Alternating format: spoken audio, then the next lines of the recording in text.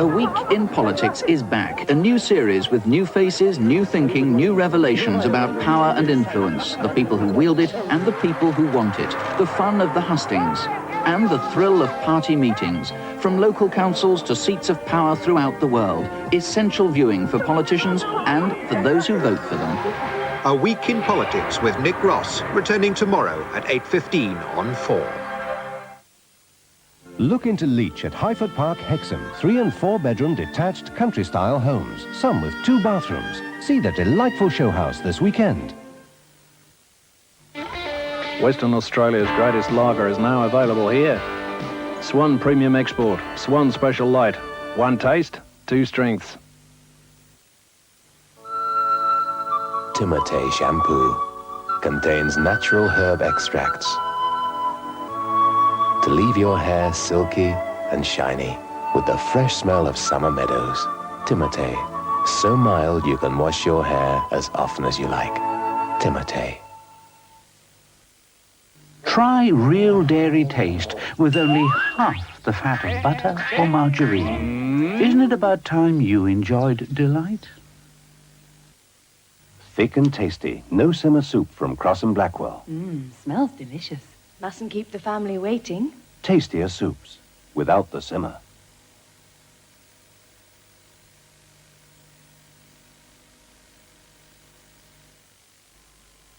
Super Bowl champion Noel Burrows continues the defence of his title at Stage 1 tonight. Burrows takes on the talented young Irishman David Corkill for a place in the quarter-finals. World indoor champion Tony Alcock moves from the commentary box to the rink, where he'll play Scotland's John Watson, a former world indoor champion. The Liverpool Victoria Insurance Super Bowl, television's most popular bowling event with the richest first prize in the game, £12,000, resumes later tonight on ITV. And that follows the regional news at just after 10:30. Now at 10 o'clock, the national and international news.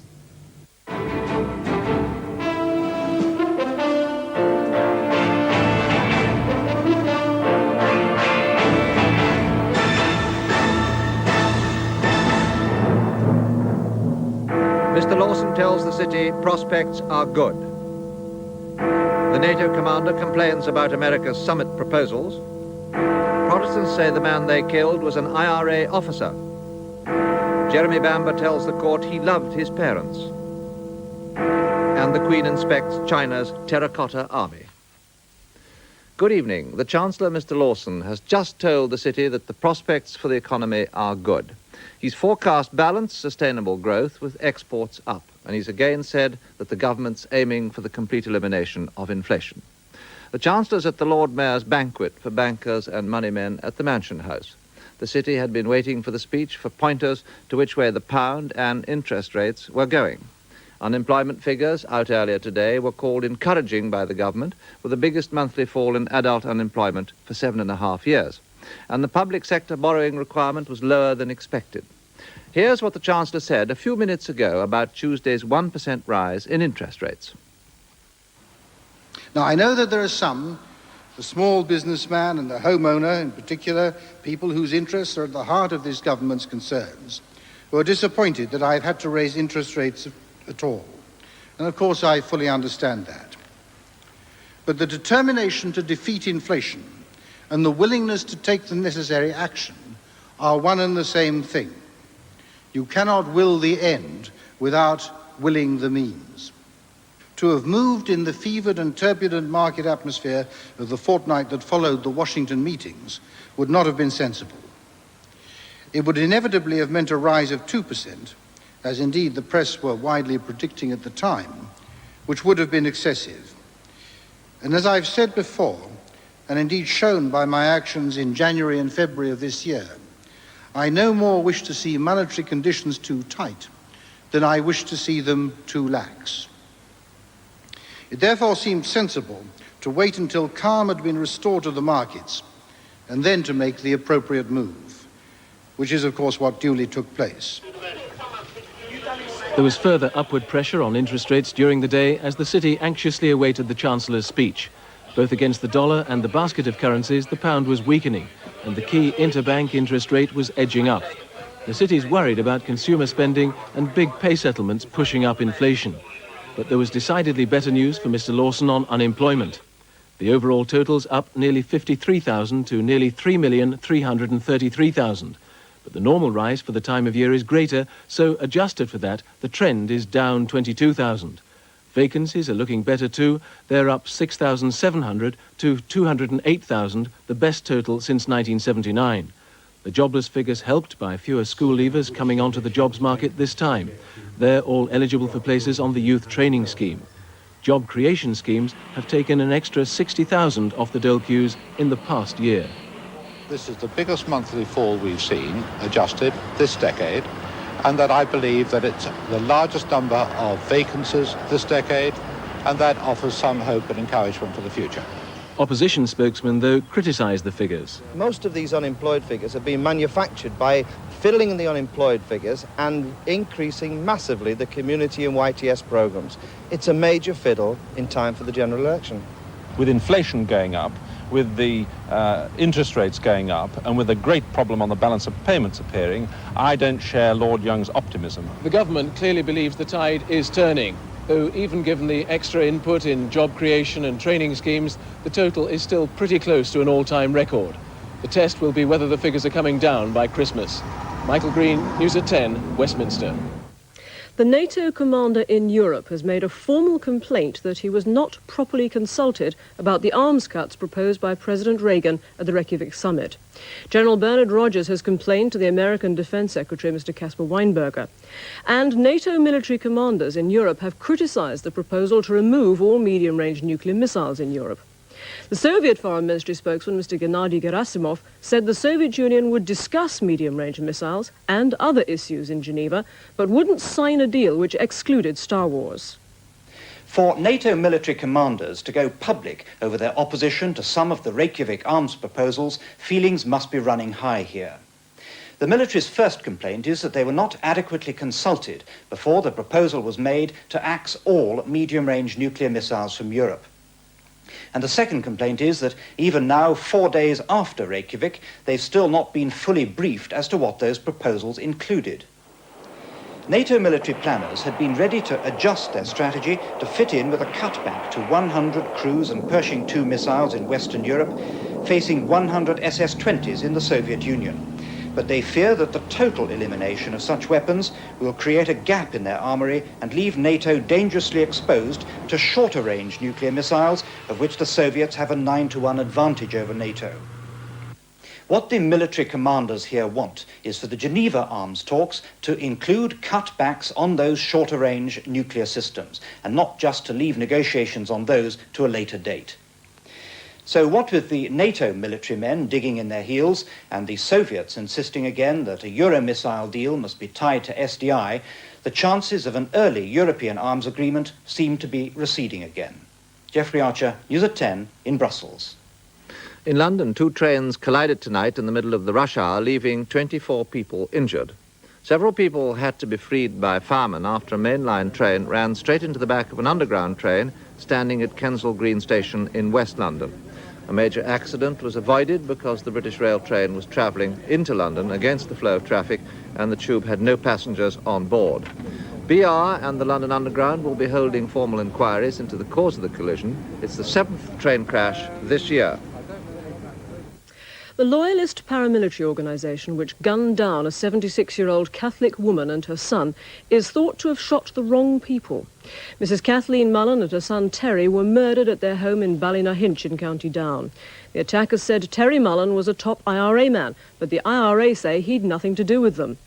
The Irish Republic's Foreign Minister, Mr. Peter Barry, described the killings as savage sectarian violence. The gunmen attacked the remote farmhouse in County Down as the Catholic family inside were sitting down to their breakfast. Their target was 31-year-old Terry Mullen, but his 76-year-old mother Kathleen came to the door with him and died in a hail of bullets while trying to protect her son from the gunmen. Their bodies were discovered lying together in the porch. Mrs. Mullen's husband managed to escape injury and raise the alarm. He was treated for shock.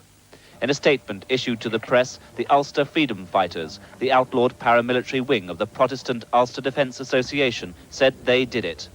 They claim the dead man was a field officer in the IRA and was responsible for the death of a member of the Ulster Defence Regiment, killed instantly when a booby-trap bomb was detonated under his car in July. But local politicians say today's shooting was the culmination of sectarian attacks against Catholics in the staunchly Protestant town of Ballynahinch, and Sinn Féin say none of the family had any links with the IRA. The local priest, a close friend of the family, summed up the feelings of the neighbours. It's a pity, see that these things happen. Terrible pity. Tensions inside the community here have been rising in the run-up to the anniversary of the Anglo-Irish Agreement in November, and it's exactly this sort of attack by lawless paramilitary groups that the security forces have been fearing most. David Chater, News at 10, Ballynahinch, County Down. Jeremy Bamber, who's accused of murdering his parents, his sister and her twin sons, went into the witness box today to deny the killings. He told the court he had a loving relationship with his father and mother.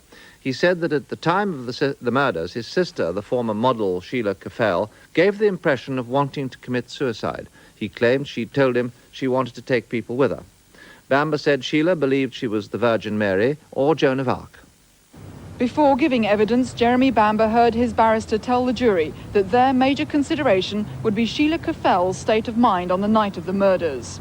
Mr. Geoffrey Rivlin QC said witnesses would describe her mental illness as potentially very dangerous. She had morbid delusions that her twins were trying to murder her and that she was being taken over by the devil. And she felt her mother was deeply involved in a coven of evil.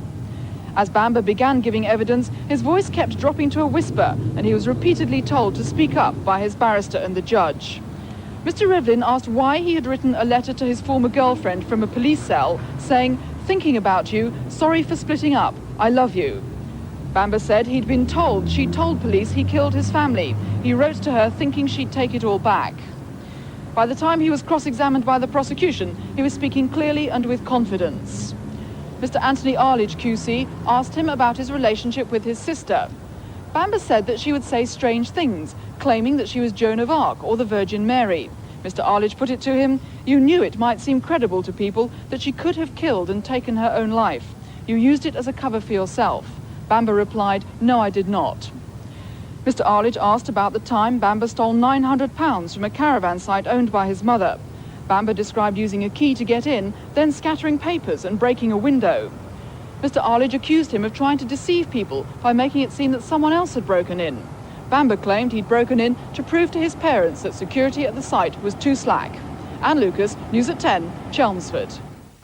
Israeli jets have bombed Palestinian guerrilla bases near the port of Sidon in southern Lebanon. A plane was shot down and one pilot was killed, but another managed to parachute out. And tonight there are reports that helicopter-borne Israeli troops have landed in the area in an attempt to rescue the surviving pilot. 3 other people are thought to have been injured in the attack. The raids are the day after a man died when Palestinians attacked Israeli soldiers and their relatives in Jerusalem. The airstrike came at almost the same time as the one man who died in yesterday's grenade attack in Jerusalem was being buried. Israel's apparent response to the outrage was swift, mourners unaware that a form of retaliation had already been executed. The worst attack in Jerusalem for nearly 3 years has shaken many Israelis, not least because the carnage was so close to one of their holiest shrines, the Wailing Wall. The fact that so many soldiers and their families were cut down by grenades with apparent ease and that the attackers escaped was bound to provoke the Israelis. Foreign Minister Shamir was earlier in the day quick to point an accusing finger. It is clear that PLO is the main terrorist organization, and they continue their terrorist attacks against us. What's Israel going to do about this? Well, you will see. Meanwhile, President Herzog, who's been visiting hospitals, has, in addition to comforting the victims, had a government crisis on his hands. Labour's Prime Minister Shimon Peres resigned last week as part of a power-sharing agreement. His coalition partner Yitzhak Shamir of Likud should have taken over 2 days ago, but political infighting delayed it. Tonight, though, their differences appear settled, the grenade attack possibly having helped speed up matters. Here, detectives investigating the murder of 2 girls found strangled in Brighton last week say they want to question 2 ewes. A woman has told them that last Thursday evening she saw the ewes running away from the park where the girls' bodies were discovered. Tonight, 2 local school girls reconstructed the last known movements of Nicola Fellows and Karen Hadaway. Two youths came running down these steps just 100 yards from where the bodies were later found. They split up and disappeared into the nearby estate. A woman walking her dog saw them and today gave Brighton police their first real lead after a week of searching. We're very anxious to trace these two youths. Perhaps they can give us information, or certainly we can eliminate them from the inquiry. What sort of description do you have of them? They are late teens or early 20s, and of proportionate build. Tonight, police staged a reconstruction of the last known movements of Karen Hadaway and Nicola Fellows. Two of their friends, dressed in identical clothes, walked from the Mulscombe estate into the wooded parkland where the girls were found murdered. They were spotted playing near here at around 6:15 last Thursday evening. That was the last time they were seen alive. Hundreds of police lined the roadside, ready for any information from passing motorists whose memory may have been jogged. They already have more than 9,000 statements. All are cross-referenced by computer in the biggest operation here since the Brighton bombing. This patient police work is being combined with a video campaign in TV and video shops all over Brighton. The sighting of the two youths is the only clue. They're hoping tonight's reconstruction can produce something more. James Mates, News at 10, Brighton. Prince Philip was accused today of making slighting remarks about the Chinese, a suggestion hotly denied by a palace spokesman. But it didn't stop the Queen having a fascinating day with China's oldest soldiers, a report in part 2. Also, Birmingham will know tomorrow if it will get the '92 Olympics, and the home buyers who are in trouble because of the credit crisis. That's in a couple of minutes.